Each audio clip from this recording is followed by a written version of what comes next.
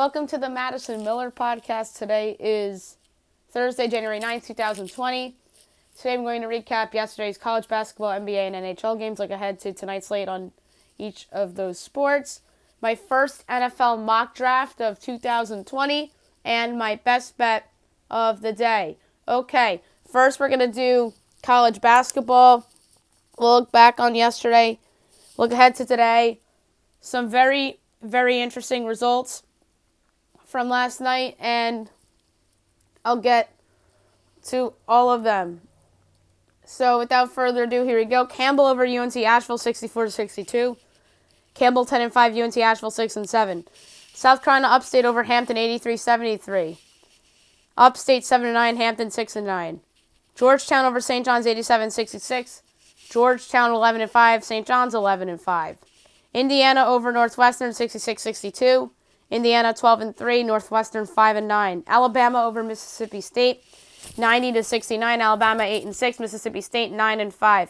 Pitt over North Carolina 73-65. Pitt 11-4, UNC 8-7. Cincinnati over Tulsa 75-44. Cincinnati 9-6, Tulsa 9-6. Binghamton over UMBC 79-75. Binghamton 7-8, UMBC 7-10. Hartford over UMass Lowell 80-68. Hartford 9-8, UMass Lowell 7-10. Stony Brook over Vermont 81-77. Stony Brook 11-6, Vermont 10-6. Duquesne over St. Joe's 78-60. Duquesne 13-2, St. Joe's 3-12. Rhode Island over Davidson 69-58.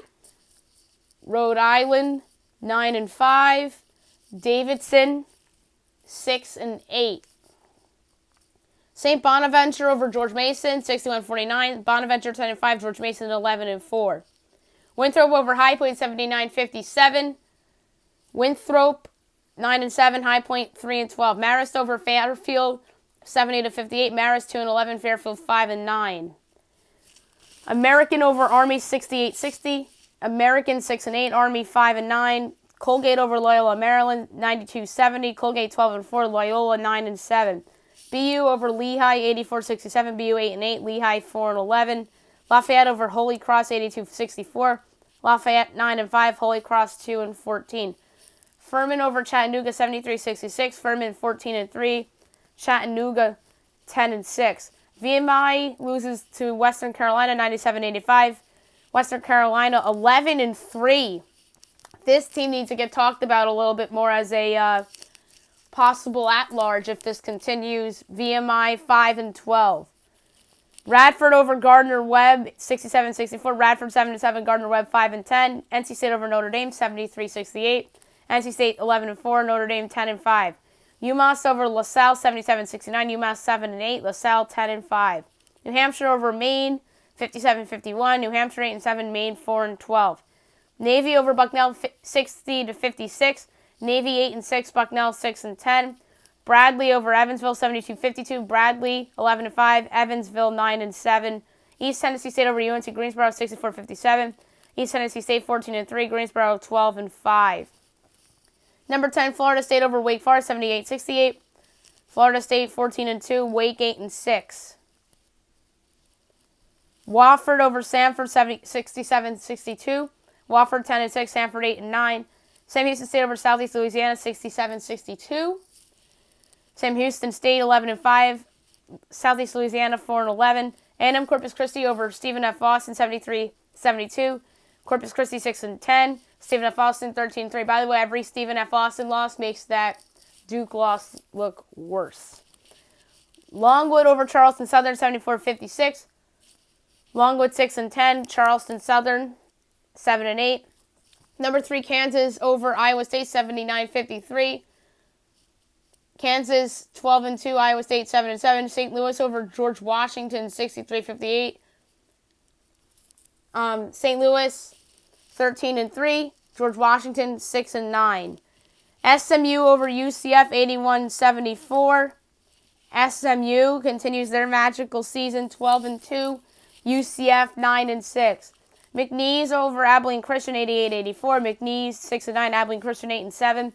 Nichols over Lamar, 61-52. Nichols 10-6. Lamar 8-8. New Orleans over Central Arkansas. 86-78. New Orleans 5-10. Central Arkansas 4-12. Omaha over North Dakota 66-62. Omaha 10-8. North Dakota 8-9. Purdue Fort Wayne over Western Illinois 77-69.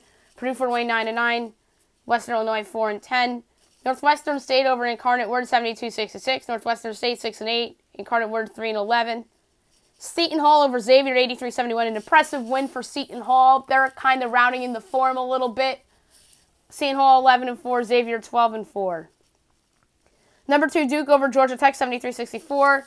I was right about Tech covering. Duke 14-1. Georgia Tech 7-8. Number 5, Auburn over Vanderbilt 83-79. This was a much closer game than I thought. Auburn 14-0. Vandy 8-6. Number 7, San Diego State over Wyoming 72-52. San Diego State continues to dominate. They're 16-0. Wyoming 5-12. Boise over UNLV 73-66. Boise 11-6. UNLV 8-9. South Dakota State over Denver 80-68. South Dakota State 12-7. Denver 4-14. Illinois over Wisconsin 71-70. Illinois 11-5. Wisconsin 9-6. LSU over Arkansas 79-77. I knew Arkansas would be in this game, but they don't win, but they cover.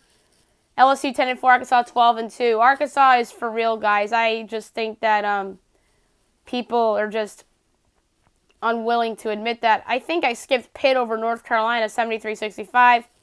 Pitt 11-4. UNC 8-7. I know I skipped that one. I think I did Alabama over Mississippi State 90-69. Bama 8-6. Mississippi State 9-5. I don't know if I did either of those two.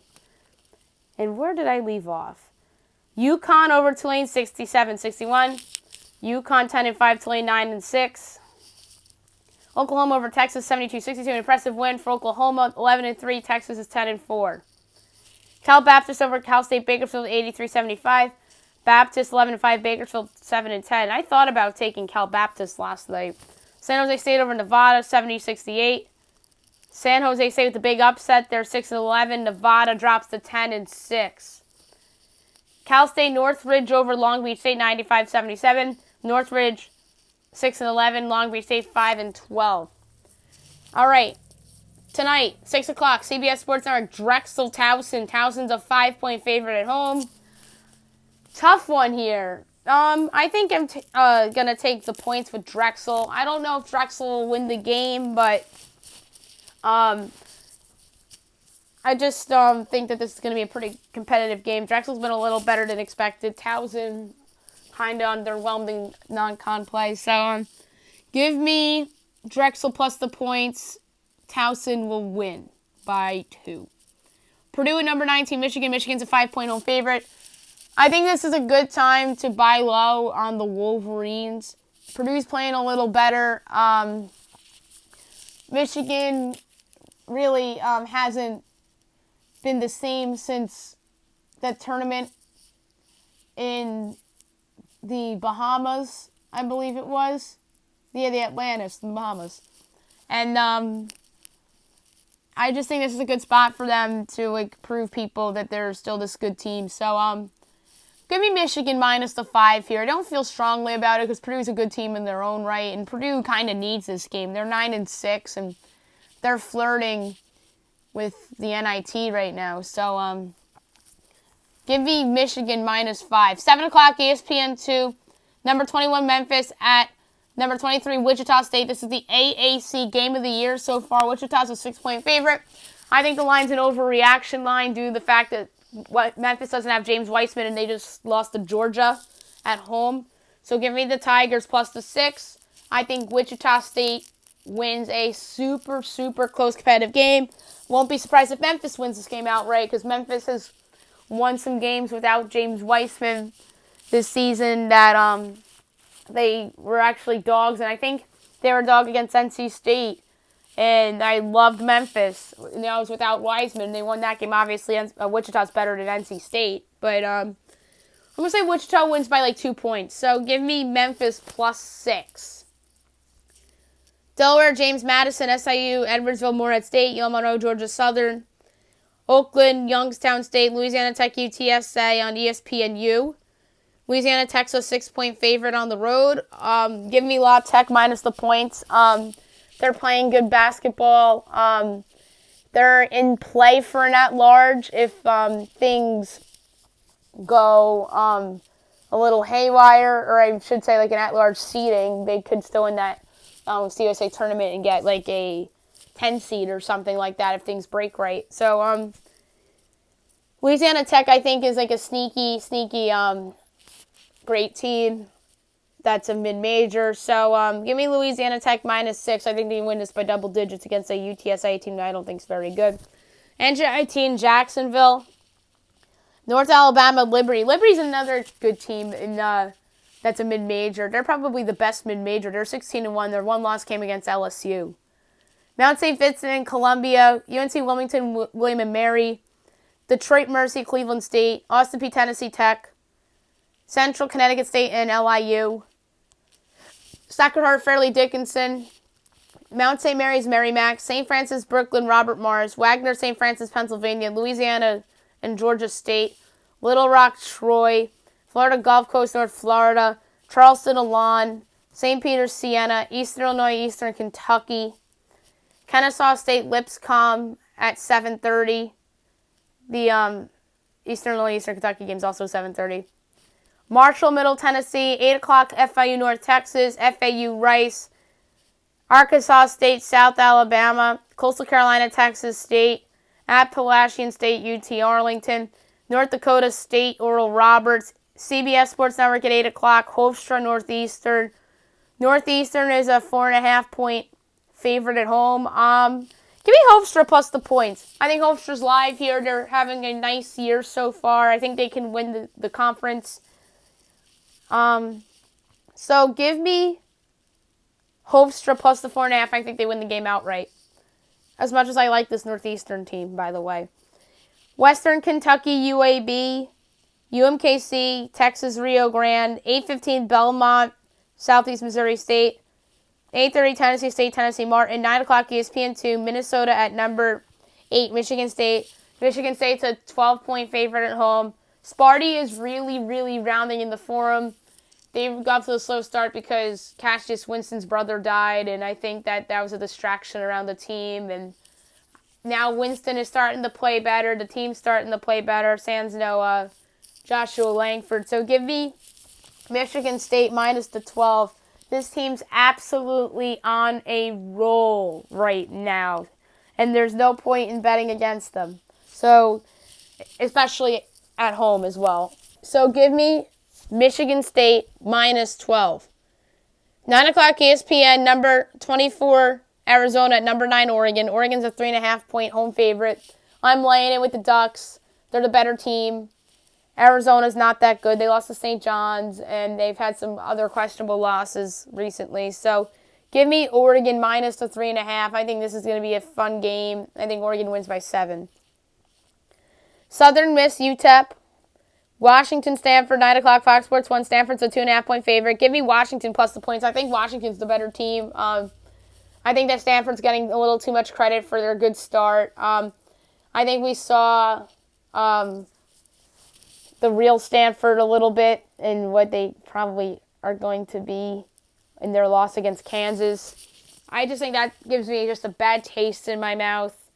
So give me Washington plus 2.5. They're going to win this game by 7, the Huskies. They're just the better team. ESPNU, Murray State, Jacksonville State. Murray State is a 5.5-point favorite on the road. Tough one. I'm going to go with Murray State, but I don't feel good about it. So give me Murray State minus the 5.5 on the road. Like I said, don't feel super about it. Chicago State, New Mexico State. By the way, New Mexico State's a 30.5-point favorite. That's crazy. Northern Colorado and Weber State. Southern Utah, Idaho State. Montana, Eastern Washington. Montana State, Idaho at 9:30. 10 o'clock, you have number 1 Gonzaga against San Diego. Gonzaga's a 15.5-point favorite. This game's surprisingly not on TV because they've been putting Gonzaga games on TV a lot. And like I said, I picked games involving ranked teams, games that are on TV, and there's that rare exception where it's like really, really two good, like, mid-major-ish kind of teams. Like UNC Greensboro and East Tennessee State last night was a good example of that. Gonzaga is favored by 15.5. San Diego's tailed off a little bit after a good non-con season. So give me Gonzaga minus the points, but I don't feel super about it, though, because they're on the road. 10 o'clock as well, Hawaii, Cal State, Fullerton, UC Riverside, UC Davis, Northern Arizona, Sacramento State, 10:30 Pac-12 Network, Washington State and Cal. Cal is giving 1.5 at home. Give me Washington State plus the points. They're better right now, so give me Washington State to win this game outright on the road. Arizona State, Oregon State on ESPNU at 11 o'clock. Oregon State's a 5-point favorite at home. Arizona State's been underwhelming this year. Meanwhile, Oregon State's been one of the pleasant surprises. Oregon State might make the tournament. Stanford might make the tournament, too. Both of those teams have been really pleasant surprises. If I had to say who are the Pac-12 tournament teams right now, it's Arizona, Colorado, Oregon, USC. Yes, I think USC is going to be in the tournament. They're pretty good. And then Oregon State and Stanford. That's 6. After, 3 last year? That's pretty good. And then, obviously, UCLA's been a dumpster fire this year. Arizona State's been a disappointment. I don't think they're going to make it unless they get hot late in the year. But they have that reputation of Bobby Hurley, so maybe they're a bid stealer or something. But I like them in this spot getting 5. I just think it's a good buy low opportunity for them. Although you can make a case for Oregon State and how Arizona State's looking ahead to Oregon. So, give me Arizona State plus the 5. I think Oregon State wins a close one. Santa Clara, San Francisco is a pretty good game. I'm actually going to pick it because I think this is a good game. Santa Clara is 14-2 and San Francisco is 11-6. So these are two pretty good teams from the Gonzaga Conference, a.k.a. the WCC. I call it the Gonzaga Conference because it is the Gonzaga Conference. San Francisco is giving 11.5. I'm taking Santa Clara plus the points. I think Santa Clara wins. Santa Clara has been unbelievable this year. I think they're making themselves a case for an at-large, too, in that league. Although a lot of people thought if there was a third at-large from the WCC, then it'd be BYU. But no, right now it looks like it's Santa Clara. St. Mary's, obviously, is the number 2 team in that conference. The number 3 team might be Santa Clara. And they beat St. Mary's recently, I think. Let's see. Did they beat St. Mary's recently? It was somebody that knocked off St. Mary's. Who beat St. Mary's the other day? And I was like, wow. Oh, it was Pacific. It was somebody that was worse than Santa Clara. And worse than San Francisco. But Pacific's not terrible. But I thought Santa Clara beat St. Mary's. But it was Pacific. But give me Santa Clara plus the 6.5. I think they win the game. And then last but not least, at 11 o'clock ESPN2, BYU, St. Mary's. St. Mary's is giving 3.5 at home against BYU. I'm taking St. Mary's. I just think they're the better team. They'll slow down BYU's offense. I'm not a huge fan of this BYU team. Some people thought they were going to be an at-large before the year. I mean, if they win this game, then they'll make themselves a little bit of a case. But I think this is a big game for St. Mary's that they absolutely have to have. So, give me St. Mary's minus the 3.5 here at home. NBA. Interesting slate last night. Smaller slate tonight. We'll get to it right now. All right. So, the Raptors defeat the Hornets 112-110 in overtime. Raptors fail to cover again. Toronto 25-13 and Charlotte 15-25. Terrence Davis was Toronto's leading scorer, 23 points. And Serge Ibaka also had 23 with 11 boards. Terry Rozier had 27. Heat over the Pacers 122-108, an impressive win for the Miami Heat. They're 27-10. Indiana 23-15. Interesting Pacers news that Victor Oladipo is targeting January 29th for his season debut. Tyler Herro had 19 and Domantas Sabonis had 27. The story of this game, though, was that Jimmy Butler had a little exchange with T.J. Warren, who was ejected, and then Butler spoke up after the game and called T.J. Warren trash. So that was the story coming out of this game, and I'm interested to see the rematch of this game in March. Spurs over the Celtics 129-114. Spurs 16-20, Boston 25-10. Big win for San Antonio. They're rounding in the form a little bit. Everyone's talking about Oklahoma City in the West, and now they're rounding up into a pretty good team. San Antonio just won back-to-back games over two of the best teams in the Eastern Conference in Milwaukee and Boston. So two really good wins for Greg Popovich's team. DeMar DeRozan had 30 and Gordon Hayward had 18. Magic over the Wizards 123-89. The Magic 18-20, Washington 12-25. Nikola Vucevic had 29 and Trey Brown Jr. had 18. Nuggets over the Mavs 107-106 on a go-ahead shot by Nikola Jokic. Denver 26-11, Dallas 23-14. Nikola Jokic had 33 points and 7 assists. Luka Doncic had 27 points, 9 boards, and 10 assists. Rockets over the Hawks 122-115. The Rockets 25-11, the Hawks 8-30. James Harden had 41 with 10 assists. Trae Young with a triple-double, his first one of his career.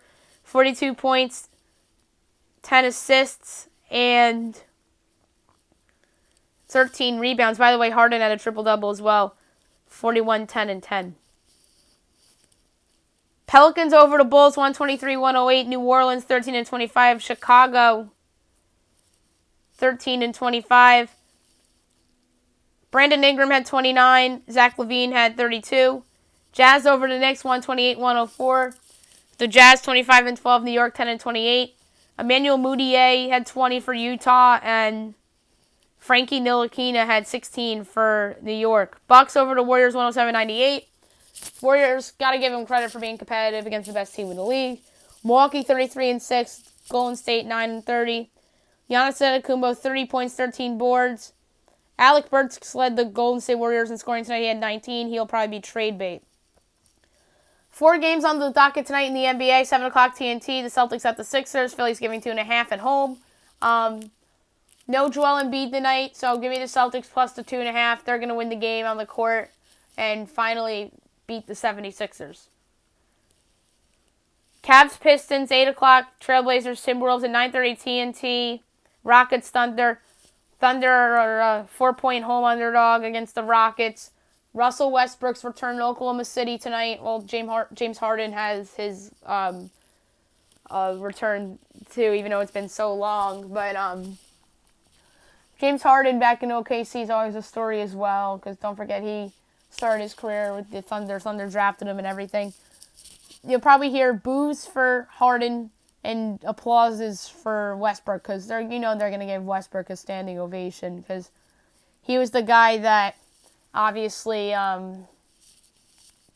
was the guy, and he signed the extension with them. And the reason why they traded him is because they had that opportunity of a lifetime to get all those picks for Paul George, and then they're like, why not trade Westbrook and blow it up? But hey, the Thunder are actually 21-16, and Chris Paul's been turning back the clock for them, and Shai Gilgeous-Alexander is a star in the making.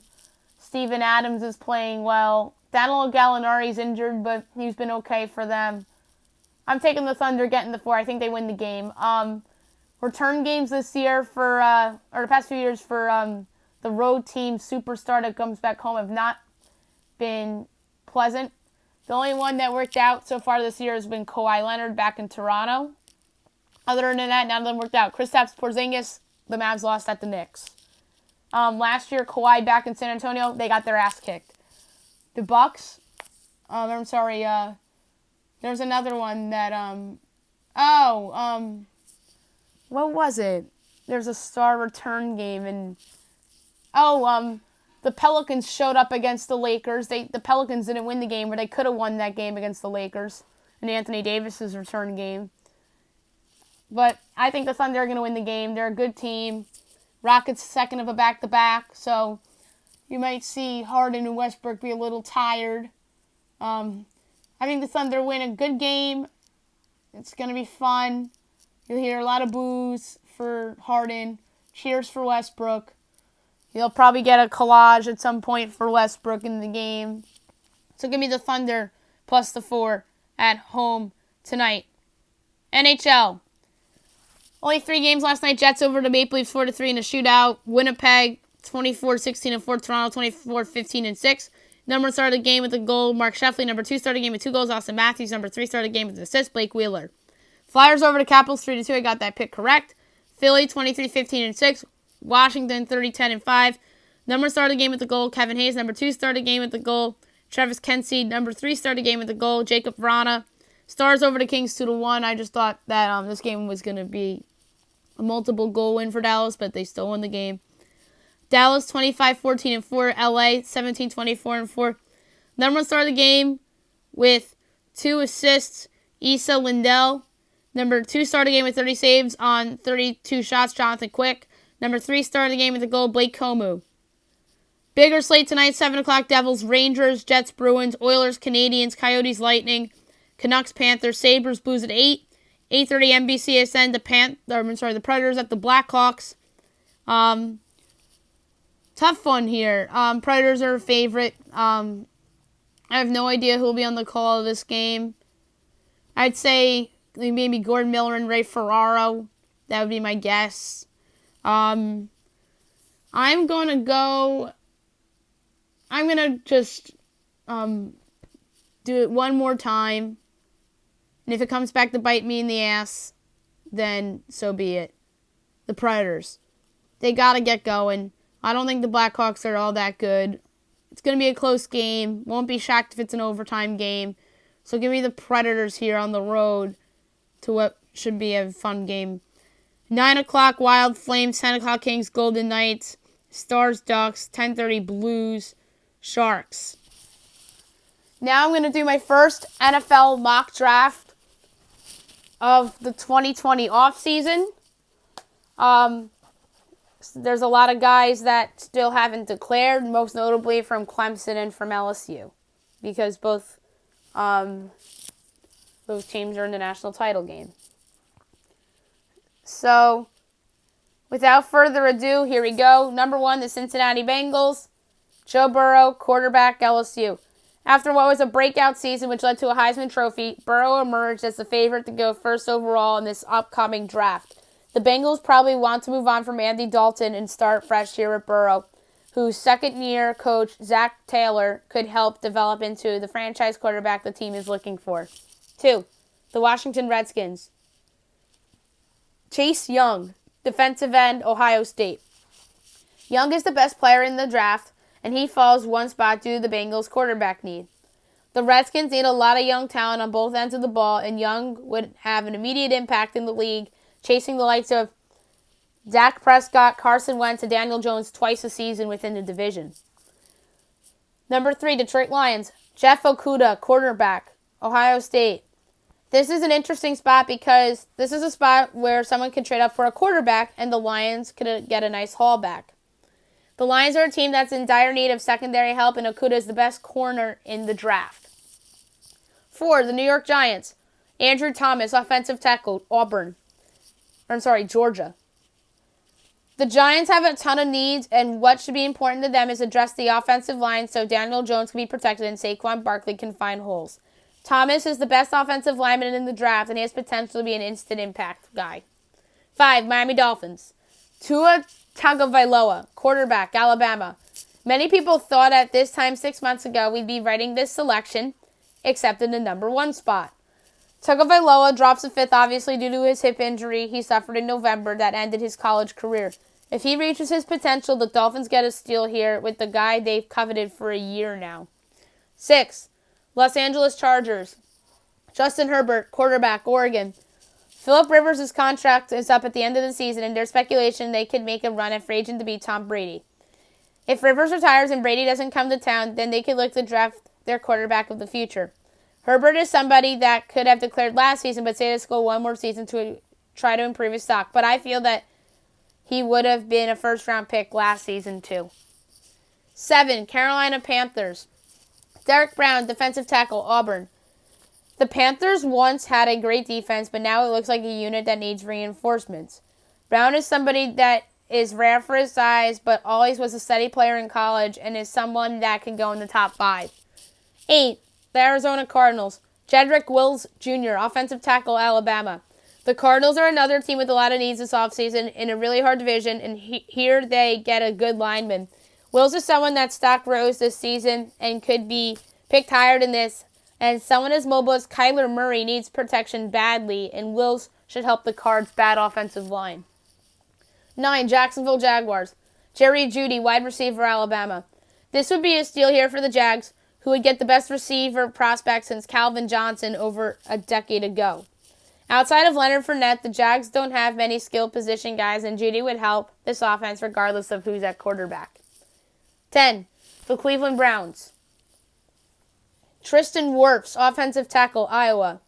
What severely hurt the Browns the most in their disastrous 2019 season was their offensive line. Wirfs is somebody who had a dominant season in college and could slide at either tackle spot due to his versatility. 11. New York Jets. CeeDee Lamb, wide receiver, Oklahoma. With Robbie Anderson being a free agent, the Jets suddenly have a need at wide receiver. Lamb is somebody that has wide receiver 1 potential on any roster, and he would make Sam Darnold better. 12. Las Vegas Raiders. Isaiah Simmons, linebacker, defensive back, Clemson. The Raiders need more help on the defensive side of the ball, and Simmons would be the ideal choice here. He has versatility and can help both the pass rush and the secondary, which makes Simmons such an intriguing prospect. 13.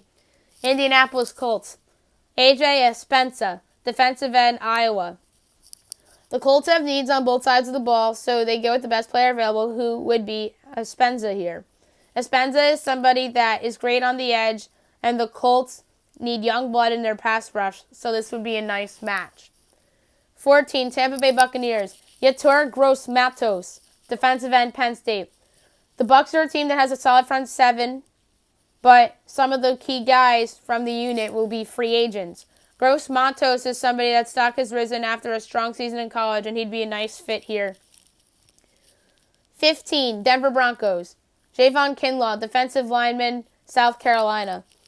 The Broncos obviously have Von Miller and Bradley Chubb on the edges, but putting someone like Kinlaw in the middle of them would be tantalizing. Kinlaw can go higher than this due to his versatility and size.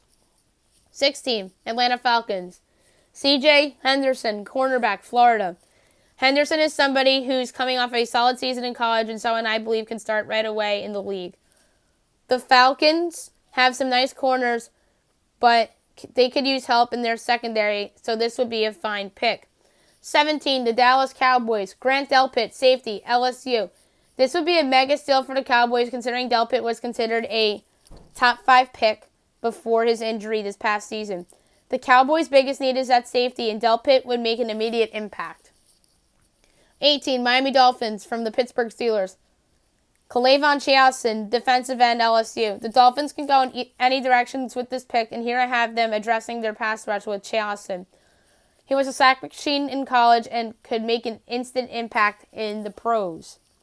19. Las Vegas Raiders from the Chicago Bears. Henry Ruggs IV, wide receiver, Alabama. The Raiders have an extra first due to the Khalil Mack trade, and here I have them snagging a receiver that has a ton of potential.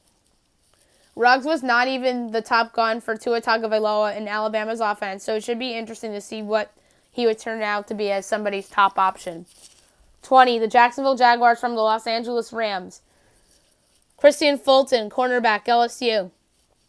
The Jaguars' secondary needs to be addressed after the trading of Jalen Ramsey, so they used the pick they got in the Ramsey deal from the Rams to somewhat replace him. Fulton is someone that has size and athleticism and was overshadowed in LSU secondary due to the presence of Grant Delpit. 21. The Philadelphia Eagles. T. Higgins, wide receiver, Clemson. The Eagles have two very noticeable weaknesses, wide receiver and cornerback. Howie Roseman decides to go with Higgins, who has the size, length, and athleticism to be a wide receiver 1. Higgins has been one of Trevor Lawrence's best targets over the past 2 seasons. Number 22, Buffalo Bills. Laviska Shenault, wide receiver, Colorado. What was noticeable in the Bills' playoff defeat were 2 things. The offensive line needs help, and Josh Allen needs more guys to throw to. Shenault is somebody that has a ton of upside and has a lot of qualities to be an impact receiver. 23, the New England Patriots. Jordan Love, quarterback, Utah State. The last 2 seasons, it has been noticeable that Father Time has caught up to Tom Brady, who is a free agent after the season and has publicly stated that he's not retiring. Whether Brady is back or not, the team should look to the future at the most important position in sports. Love is someone that is very raw and has high upside. 24, New Orleans Saints. Cole Kmet, tight end, Notre Dame. The Saints can go in a number of directions with this selection, but here I have them taking who I feel is the best tight end in the draft. Kmet is somebody who excels in blocking and is great in the passing game, and that will help Drew Brees in that offense. 25, Tennessee Titans. Tyler Biadasz, center, Wisconsin. Biadasz is the best interior lineman in the draft, and the Titans snagged him here at 25.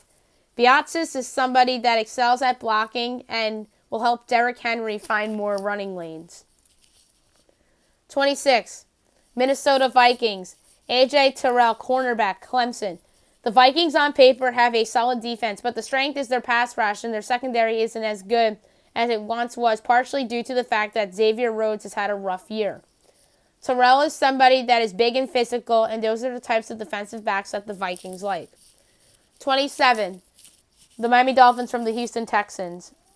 Austin Jackson, offensive tackle, USC. The Dolphins have a third first-rounder courtesy of the Laramie Tunsil trade. With Tunsil gone, the Dolphins' offensive line was a mess, and Jackson is somebody that stood out this past season and could come in and start right away. 28, the Seattle Seahawks. Raekwon Davis, defensive tackle, defensive end, Alabama. The Seahawks could be facing major turnover on the defensive line due to the possible free agent departures. Davis is someone that can come in and have an immediate impact due to his versatility, athleticism, and size. 29, the Kansas City Chiefs. Jonathan Taylor, running back, Wisconsin. The Chiefs could go in a number of different directions with this selection, and here I have them taking who I feel is the best running back in the draft. Taylor is someone that is an upgrade over their current running backs and could help Patrick Mahomes in that offense.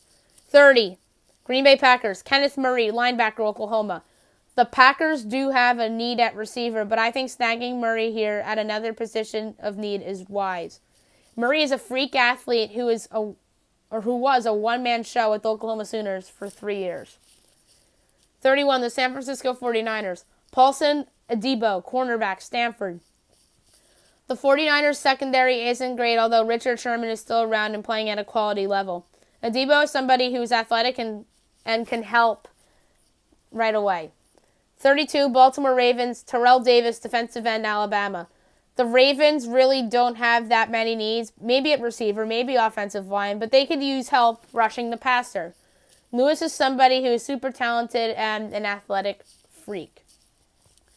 Last but not least, my best bets of the day brought to you by DraftKings. Okay, 1-1 yesterday, so 5-1 since the new best bet format. Alrighty, college basketball best bet, Florida International getting 7.5 at North Texas. I don't know why the sub 500 North Texas Mean Green are giving this many points. FIU is 11-5 and playing really, really well.